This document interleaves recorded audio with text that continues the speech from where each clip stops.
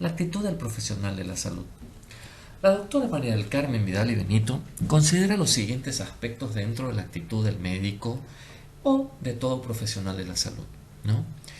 Los siguientes aspectos son la conducta ética, la escucha empática, el compromiso condicional, la tolerancia discriminada, la alianza terapéutica y la confianza.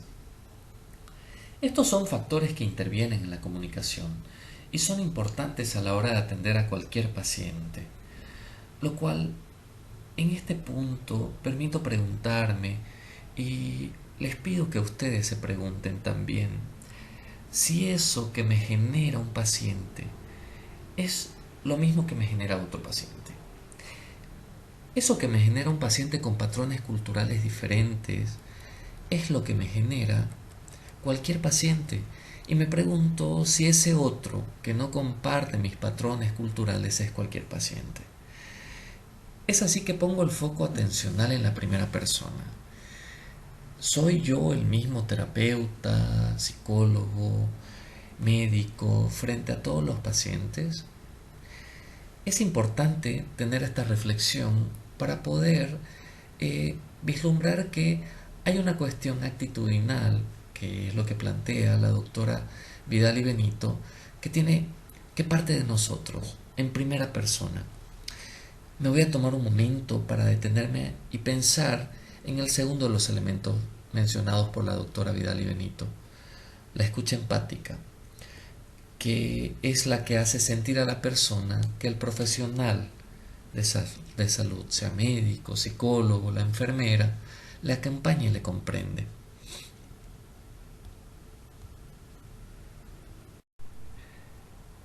Seguimos estudiando la doctora Vidal y Benito. La escucha empática, según la autora, es la escucha atenta e imparcial que hace sentir al paciente que el profesional de la salud lo acompaña y lo comprende.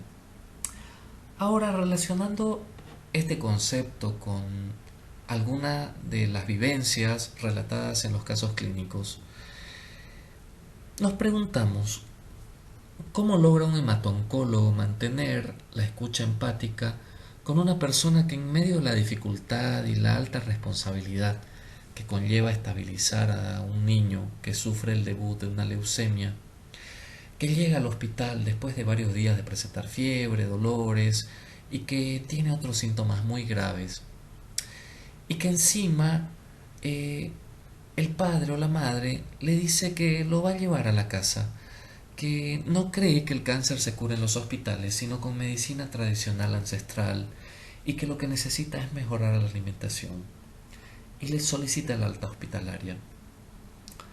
Es muy probable que el médico realice algún tipo de estrategia para convencer al padre o a la madre, pero también es muy probable que los esfuerzos del profesional por comprender la preocupación de este se agoten rápidamente.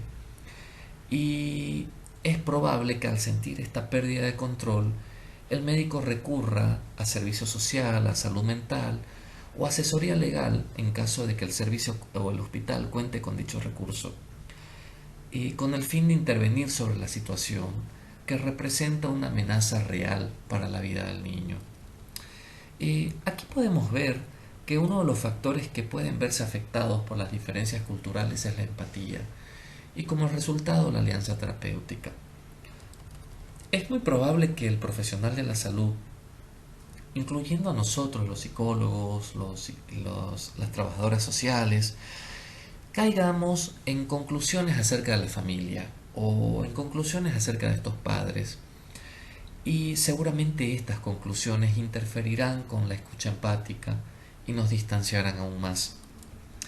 Es muy frecuente que al enfrentar las situaciones que ponen en riesgo la adherencia al tratamiento o frente al abandono del tratamiento, el personal hospitalario pensemos que los padres son malos, que son ignorantes, que tienen poca cultura, o incluso pensemos que les falta corazón. Podemos llegar a pensar que los padres no quieren a sus hijos.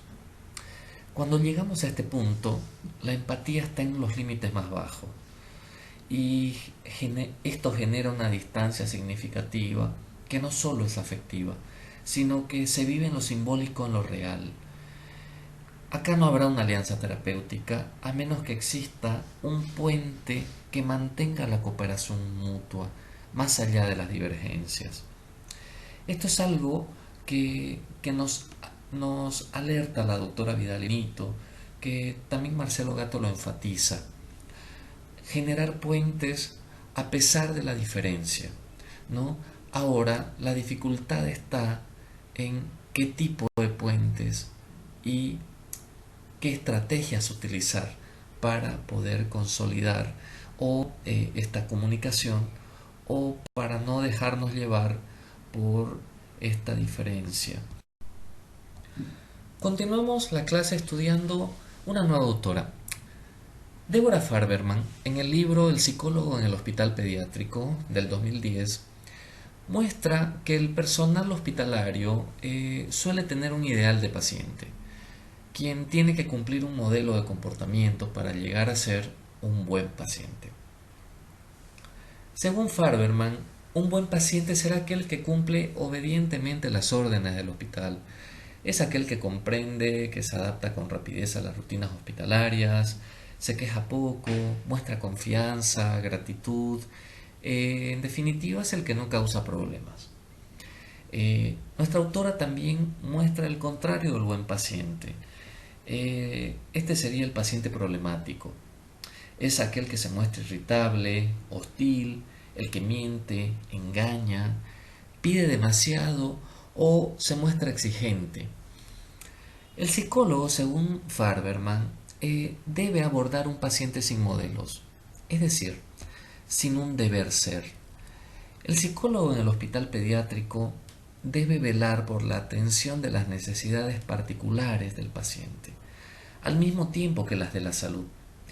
Y cuando éstas están en discordancia con las del equipo de salud, se deberá mediar para arribar a una estrategia que ayude a que los pacientes se adecúen a lo imprescindible y que de cierta forma, y en la medida que no perjudique la salud y los derechos del niño, la institución realice ciertas modificaciones en pos de la calidad de vida del paciente y de la familia. Un paciente con códigos y patrones culturales diferentes, observamos y estudiando los conceptos de la clase, cuenta con los boletos listos para entrar en el grupo de los pacientes problemáticos. Aunque su comportamiento sea noble y sea sumiso, el tener que adecuar la forma de interactuar, el tener que invertir tiempo y esfuerzo en comunicación, suele ser visto por el equipo de salud como trabajoso y desgastante. O sea, es una tarea más para el personal, que ya tiene demasiadas cosas que atender.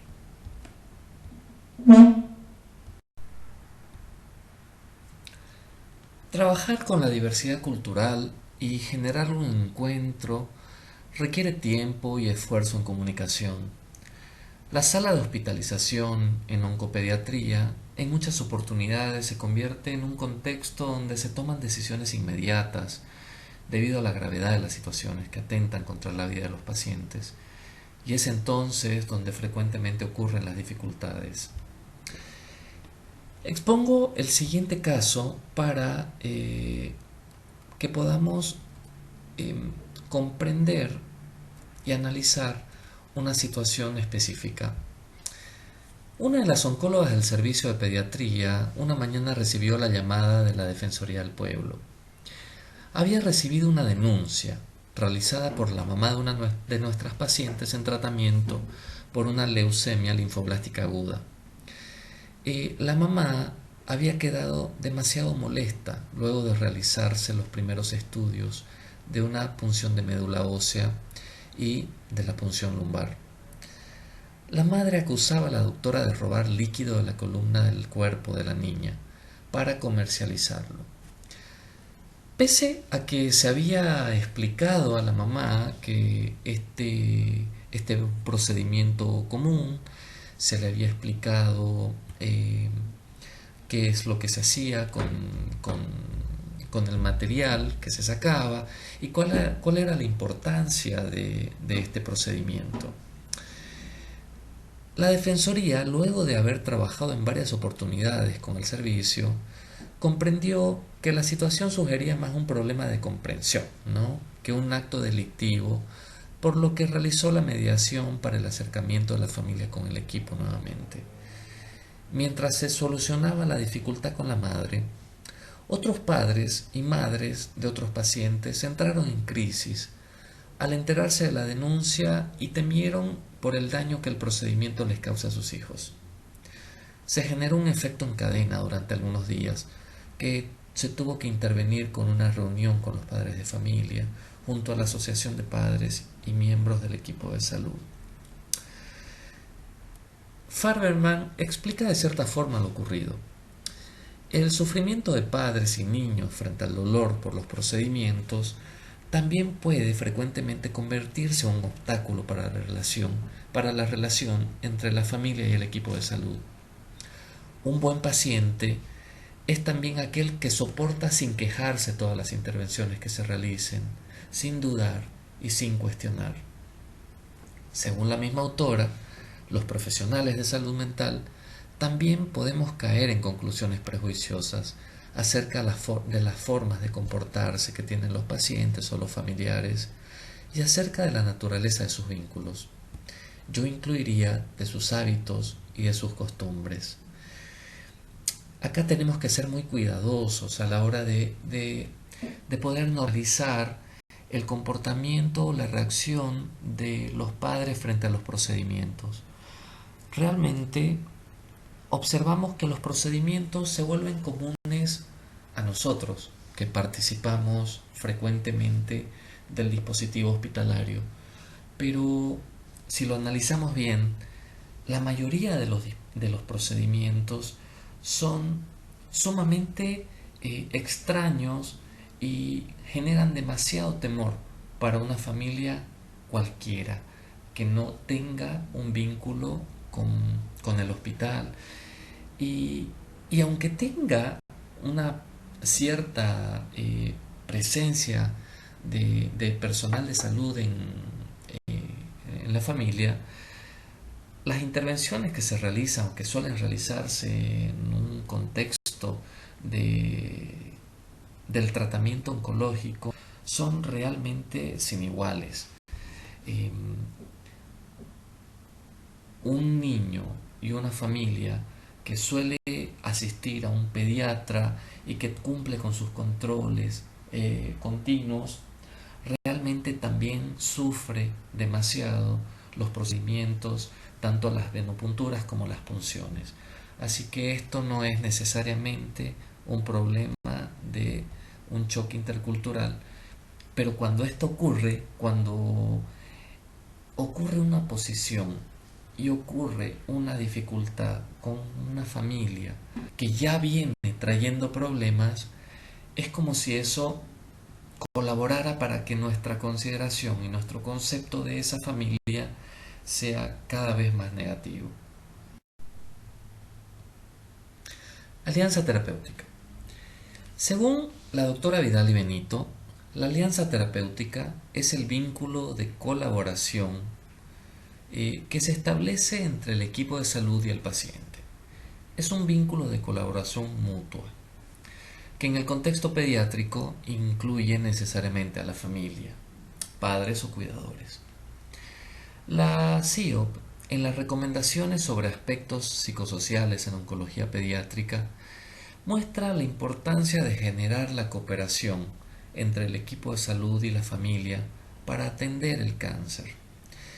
Pese al impacto y las múltiples reacciones iniciales que muestran la mayoría de las familias en todo el mundo cuando se detecta una enfermedad grave como el cáncer, y pese a las diversas interferencias que aparecen en el camino, para la CIOP las diferencias culturales no son ajenas y no son un obstáculo y no deberían ser un obstáculo para la generación de una alianza terapéutica. Estas, o sea, las diferencias culturales, no serían consideradas como un factor de riesgo a priori. La CIOP dice: el deseo de los padres, el niño, otros miembros de la familia y amigos de luchar contra la enfermedad, junto con el equipo de salud, se expresa a su manera en cada país, en cada clase económica y en distintos modelos culturales y sociales. A su vez, la CIOP recomienda generar dos tipos de alianza terapéutica entre familia y el equipo de salud. Una entre cada familia individual y el equipo de salud, y otra entre el grupo de familias y el equipo de salud.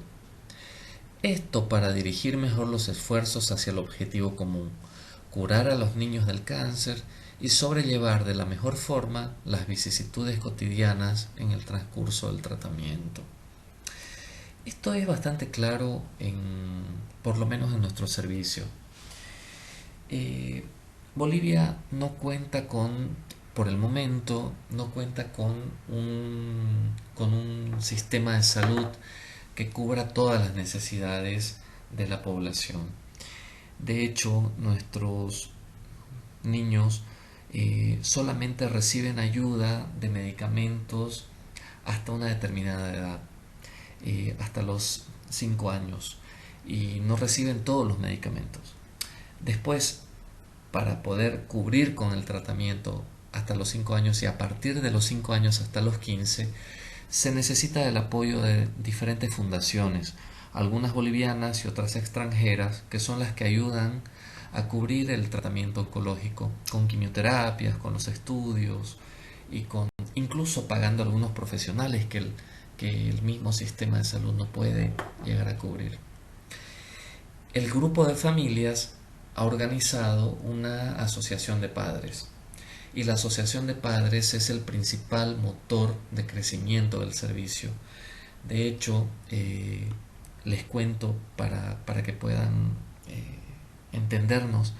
Mi cargo fue pedido a lo largo de los años por la asociación de padres, el cargo de psicólogo, y últimamente fue conseguido a través de una intervención. Tuvieron que hacer un bloqueo de calles por una serie de pedidos entre los que estaba el cargo del psicólogo, y así tuvieron que conseguirlo. Esto es bien interesante porque contar con una alianza entre el equipo de salud y la familia en particular, pero también con el grupo de familias, puede tener un gran impacto positivo y hay que generar, o nosotros en nuestra experiencia vemos cuán positivo es generar este contacto y esta conexión para lograr objetivos comunes.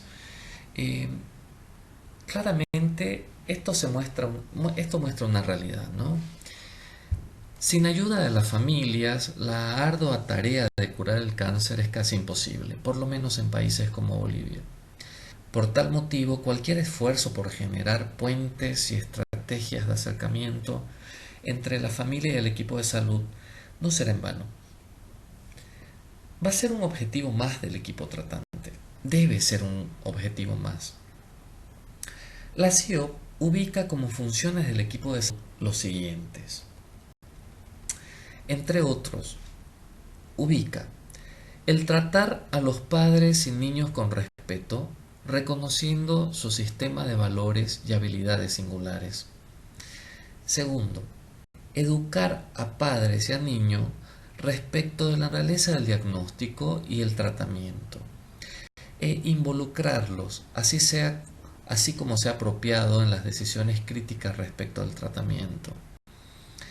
Tercero, asegurarse que otros miembros de la familia entiendan el diagnóstico y el tratamiento. Cuarto, tener reuniones de equipo periódicas con todo el personal para discutir los problemas psicosociales de las familias, así como para mejorar el contacto. Para ampliar y profundizar este punto, recomiendo leer el capítulo de recomendaciones para establecer una alianza terapéutica de las familias y el equipo de salud de la CIOP. Dejo el enlace a continuación para poder descargarlo en el PDF.